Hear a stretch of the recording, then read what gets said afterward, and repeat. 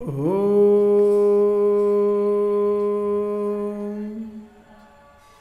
ಶ್ರೀ ಗುರು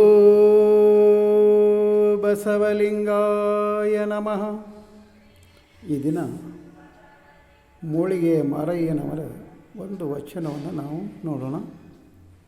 ಎನ್ನ ಅರಿವು ಮರೆವು ಬಸವಂಗರ್ಪಿತ, ಎನ್ನ ಅರಿವು ಮರೆವು ಬಸವಂಗರ್ಪಿತ, ಎನ್ನ ಆಚಾರ ವಿಚಾರ ಬಸವಂಗರ್ಪಿತ, ಎನ್ನ ಆಚಾರ ವಿಚಾರ ಬಸವಂಗರ್ಪಿತ, ಎನ್ನ ಭಾವ ನಿರ್ಭಾವ ಬಸವಂಗರ್ಪಿತ, ಎನ್ನ ಭಾವ ನಿರ್ಭಾವ ಬಸವಂಗರ್ಪಿತ, ನೀ ನಾನೆಂಬುದು ಬಸವಂಗರ್ಪಿತ, ನೀ ನಾನೆಂಬುದು ಬಸವಂಗರ್ಪಿತ, ಇಂತು ಬಸವಣ್ಣಂಗೆ ಎನ್ನ ನಿವೇದಿಸಿದೆನಾಗೆ, ಇಂತು ಬಸವಣ್ಣಂಗೆ ಎನ್ನ ನಿವೇದಿಸಿದನಾಗೆ, ಉಭಯವೆಂಬುದು ಇಲ್ಲವಾದೆ, ಉಭಯವೆಂಬುದು ಇಲ್ಲವಾದೆ, ನಿರಾಲಂಬದಲ್ಲಿ ನಿಜ ನಿವಾಸಿಯಾಗಿದ್ದನಯ್ಯ ನಿಷ್ಕಳಂಕ ಮಲ್ಲಿಕಾರ್ಜುನ, ನಿರಾಲಂಬದಲ್ಲಿ ನಿಜ ನಿವಾಸಿಯಾಗಿದ್ದನಯ್ಯ ನಿಷ್ಕಳಂಕ ಮಲ್ಲಿಕಾರ್ಜುನ.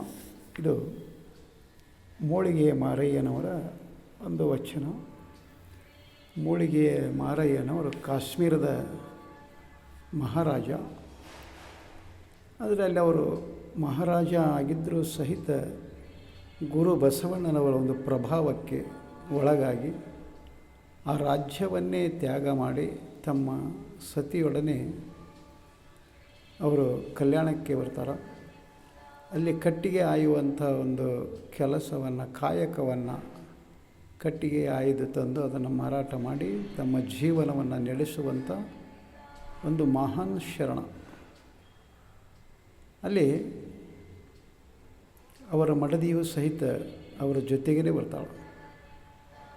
ಹಾಗೆ ಅವರು ಗುರು ಬಸವಣ್ಣನವರ ಬಗ್ಗೆ ಎಂಥ ಒಂದು ಅಭಿಮಾನ, ಎಂಥ ಒಂದು ಭಕ್ತಿ ಅನ್ನೋದನ್ನು ಈ ವಚನದಲ್ಲಿ ಅವರು ಹೇಳ್ತಾ ಇದ್ದಾರೆ. ಎನ್ನ ಅರಿವು ಮರೆವು ಬಸವಂಗರ್ಪಿತ.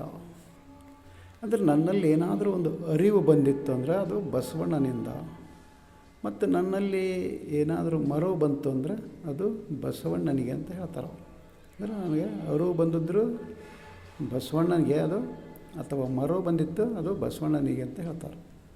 ಹಾಗೆ ಮುಂದೆ ಏನು ಹೇಳ್ತಾರೋ, ಎನ್ನ ಆಚಾರ ವಿಚಾರ ಬಸವಂಗರ್ಪಿತ. ನಾನೇನಾದರೂ ಒಂದು ಆಚರಣೆಯಲ್ಲಿ ತೊಡಗಿದ್ದೇನೆ ಅಂದರೆ ಅದು ಬಸವಣ್ಣನಿಗೆ ಅರ್ಪಿತ. ಮತ್ತು ನಾನೇನಾದರೂ ಒಂದು ವಿಚಾರವನ್ನು ಮಾಡ್ತೇನೆ ಅಂತ ಕೇಳಿದಾಗ ಅದು ಸಹಿತ ಅಲ್ಲಿ ಗುರು ಬಸವಣ್ಣನವರಿಗೆ ಅರ್ಪಿತ ಅಂತೇಳಿ ಹೇಳ್ತಾರೆ.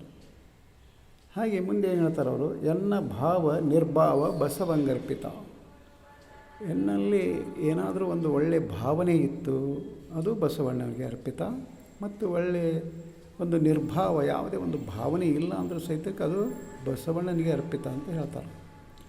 ಅದೇ ರೀತಿ ಮುಂದೆ ಹೇಳ್ತಾರೆ, ನೀ ನಾನೆಂಬುದು ಬಸವಂಗರ್ಪಿತ. ಅಂದರೆ ಆ ಸೃಷ್ಟಿಕರ್ತ ಪರಮಾತ್ಮನಿಗೆ ಹೇಳ್ತಾರೆ, ನೀನು ಮತ್ತು ನಾನು, ನೀನು ಮತ್ತು ನಾನು ಅನ್ನೋದೇನೈತಲ್ಲ ಅದು ಸಹಿತ ಗುರು ಬಸವಣ್ಣನವರಿಗೆ ಅರ್ಪಿತ ಅಂತ ಹೇಳ್ತಾರೆ. ಹಾಗೆ ಮುಂದೆ ಏನು ಹೇಳ್ತಾರೆ, ಇಂತು ಬಸವಣ್ಣಂಗೆ ಎನ್ನ ನಿವೇದಿಸಿದೆನಾಗಿ. ಅಂದರೆ ಇದನ್ನೆಲ್ಲ ಏನು ಅರಿವು ಮರೆವು ಆಚಾರ ವಿಚಾರ ಭಾವ ನಿರ್ಭಾವ ನೀನು ನಾನು ಅನ್ನೋದು ಇದೆಲ್ಲ ಐತಲ್ಲ, ಇದನ್ನೆಲ್ಲ ಅಲ್ಲಿ ಬಸವಣ್ಣನವ್ರಿಗೆ ಎಡೆ ಮಾಡಿಬಿಟ್ರಂಥವ್ರು, ನಿವೇದಿಸಿಬಿಟ್ರಂತ. ಅಂದರೆ ನಾವೇನು ಎಡೆ ಮಾಡೋದು ಅಂತವಲ್ಲ, ಹಾಗೆ ಅದನ್ನೆಲ್ಲದನ್ನು ಅಲ್ಲಿ ಗುರು ಬಸವಣ್ಣನವರಿಗೆ ಎಡೆ ಮಾಡಿಬಿಟ್ರಂಥವ್ರು. ಅದಕ್ಕೆ ನಿವೇದಿಸಿದೆನಾಗಿ ಉಭಯ ಎಂಬುದು ಇಲ್ಲವಾದೆ. ಅಂದರೆ ಎರಡು ಅನ್ನೋದು ಇಲ್ಲ ಅಲ್ಲಿ ನಾನು ಬೇರೆ ಬಸವಣ್ಣ ಬೇರೆ ಅನ್ನೋ ಒಂದು ಭಾವ ಇಲ್ಲ. ಹಾಗೆ ಅಲ್ಲಿ ದೇವ ಬೇರೆ ನಾನು ಬೇರೆ ಅನ್ನುವಂಥ ಎರಡು ಭಾವ ಇಲ್ಲ. ಅದಕ್ಕೆ ಎಲ್ಲೇ ಉಭಯ ಇಲ್ಲದೆ ಹೋತು. ಅದಕ್ಕೋಸ್ಕರ ಮುಂದೆ ಏನು ಹೇಳ್ತಾರೋ, ನಿರಾಲಂಬದಲ್ಲಿ ನಿಜ ನಿವಾಸಿಯಾಗಿರ್ತೇನೆಯ ನಿಷ್ಕಳಂಕ ಮಲ್ಲಿಕಾರ್ಜುನ. ನಿರಾಲಂಬ ಅಂದರೆ ಒಂದು ನಿಶ್ಚಿಂತವಾಗಿ, ಯಾವುದೇ ಒಂದು ಥರದ ದುಗುಡು ದುಮ್ಮಾನ, ಕಷ್ಟ ಕಾರ್ಪಣ್ಯ, ದುಃಖ ಸುಖ ಇವು ಯಾವುಗಳನ್ನು ಅಲ್ಲಿ ಇಲ್ಲದೆ ನಾನು ನಿರಾಳವಾಗಿದ್ದೆ ಅಂತ ನಾವು ಸಾಮಾನ್ಯವಾಗಿ ಆಡು ಭಾಷೆಯಲ್ಲಿ ಹೇಳ್ತೇವೆ.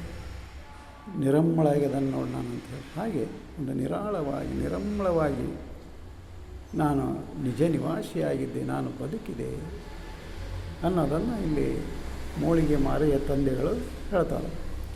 ಅದಕ್ಕೋಸ್ಕರ ನಾವು ಸಹಿತ ಇಲ್ಲಿ ಮಾರಯ್ಯ ತಂದೆಗಳು ಹೇಳಿದ ಹಾಗೆ ನಮಗೇನಾದರೂ ಅರಿವು ಬಂದಿತ್ತು, ಮರೆವು ಬಂದಿತ್ತು, ಮತ್ತು ಒಳ್ಳೆಯ ಆಚಾರ ವಿಚಾರಗಳು ಬಂದದ್ದು, ಮತ್ತು ಒಳ್ಳೆಯ ಭಾವನೆಗಳಿದ್ದವು, ಏನೇ ಅದು ಬಂದಿದ್ದರೂ ಸಹಿತ ಅದು ಗುರು ಬಸವಣ್ಣನವರಿಗೆ ಅದಕ್ಕೆ ಅದು ನೆಮ್ಮದಿ ಅಂತ ಹೇಳಿಬಿಡ್ಬೇಕು. ಆಗ ಅವರು ನಮ್ಮನ್ನು ರಕ್ಷಣೆ ಮಾಡ್ತಾರೆ.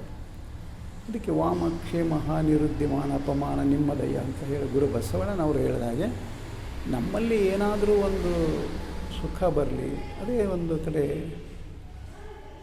ನಮ್ಮ ಮಾಚಿ ತಂದೆಗಳು ಹೇಳುವ ಹಾಗೆ ಸುಖ ಒಂದು ಕೋಟಿ ಬಂದಲ್ಲಿ ಬಸವಣ್ಣನ ನೆನೆಯುವುದು, ದುಃಖ ಒಂದು ಕೋಟಿ ಬಂದಲ್ಲಿ ಬಸವಣ್ಣನ ನೆನೆಯುವುದು.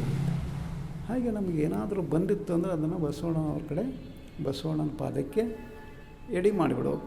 ಆವಾಗ ಅದನ್ನೆಲ್ಲ ಅವರು ನಮ್ಮನ್ನು ರಕ್ಷಣೆ ಮಾಡ್ತಾರೆ, ನಮ್ಮನ್ನು ಸಲಹುತ್ತಾರವರು ಅನ್ನುವ ಒಂದು ಭಾವನೆ ಮತ್ತು ನಮಗೆ ಬರಬೇಕಾಗಿತ್ತು ಅಂದಾಗ ಮತ್ತೆ ನಾವು ಅಲ್ಲಿ ಏನು ಮಾಡಬೇಕು, ವಚನಗಳನ್ನು ಓದಬೇಕಾಗ್ತದೆ.